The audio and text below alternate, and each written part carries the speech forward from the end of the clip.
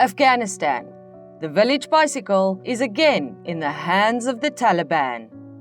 Welcome to Truth Duel Official. In this video, you will learn why Afghanistan, the village bicycle, is again in the hands of the Taliban. You'll want to stick around till the end of this video to learn why the Taliban may even become a US ally. But first, I am your host, Misinformation. If you like this channel, make sure to subscribe to receive more great insights into current affairs, misinformation analysis, and other sentiments and ramblings that please and amuse us. And become a truth dueler, because only you can slay misinformation at its source. Get our app on truthduel.com. What's a village bicycle and what does it have to do with Afghanistan? Literally, it's a bicycle that's shared by a village. There are other meanings, but those are naughty. Afghanistan has a long, tragic history of being invaded by global powers. It's kind of like empires screw Afghanistan, to be polite, as if it were the village bicycle. Afghanistan has been invaded so many times that there's even a Wikipedia page dedicated to the subject. So many empires. Most recently, the US and its allies fought a 20-year-long war against Al-Qaeda and the Taliban in Afghanistan. The American government spent $300 million per day, yes, per day, for 20 years straight in subduing them. But Kabul, the capital of Afghanistan, fell to the Taliban instantly after the US withdrawal. How did this happen? Here's 5 reasons we think you should know, and hang on tight because reason number 5 is going to be a thunderbolt. Reason number 1. The Taliban were trained by the US and Pakistani intelligence agencies to fight the Soviet invasion. It's like a Dr. Frankenstein moment, only not fiction. The Soviet army invaded Afghanistan in 1979 and stayed there for over a decade. The invasion was quick and easy, but the freedom fighters never let them rest. To punish them, the Soviets filled the countryside with landmines. They made small bombs that looked like toys to target the children. As a result, millions of women and children migrated to Iran and Pakistan. In the refugee camps in Pakistan, these children learned basic literacy, Islamic law, and military training. Their education was funded by the US and Saudi Arabia. These students later captured Kabul in 1996. Fun fact: Taliban means students in Arabic. Their textbooks had truckloads of guns and bomb photos. Phrases like, "My uncle uses this gun in his jihad against the Russians," were common. When the time came to fight the US, all they had to do was to replace the Russians with the Americans to keep using those textbooks.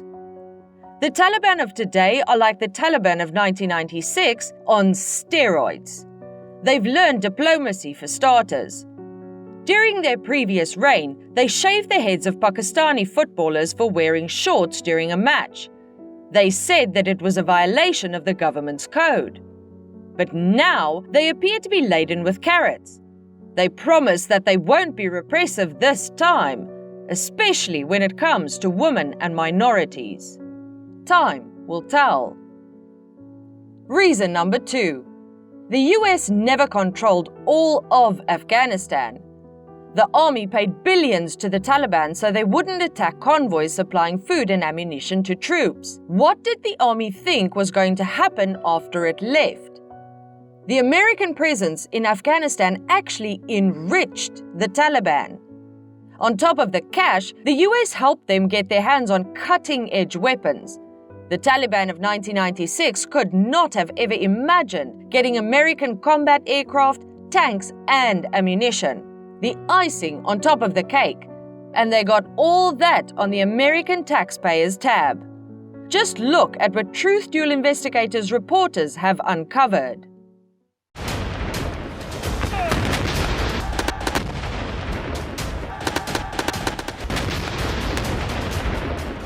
Reason number 3. The US-backed Afghan government was totally delusional about ground realities.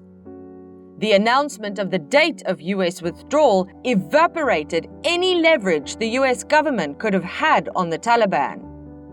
Media, especially in the West, couldn't paint a realistic picture of Afghanistan. Most of the footage coming out of Afghanistan confirmed the prejudices the West had about the region. A video of a brave CNN correspondent who's currently in Afghanistan is a fresh example. They're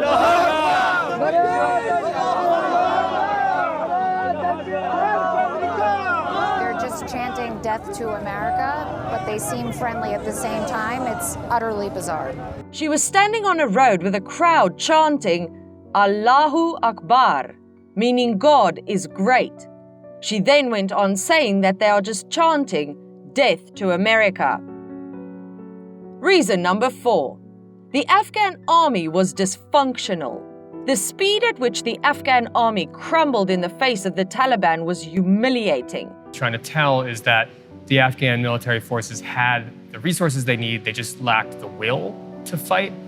I'm on the front line with the fighters in Kandahar, and they were exhausted. So they were outgunned, they were underfed, they were undersupplied, and they just were exhausted by it all. So this idea that they didn't have the gumption, they didn't have the ability or the will to get into the fight, it's not true, and it's disrespectful of these people that were really fighting. It all started with a few incidents of Afghan soldiers abandoning their posts and taking refuge in neighboring Pakistan. But soon, battalions of soldiers were rushing to surrender. An army of more than 300,000 troops couldn't put up a single fight, and the general whose chest was buried under a heap of medals couldn't devise a strategy to mobilize his troops. Reason number 5.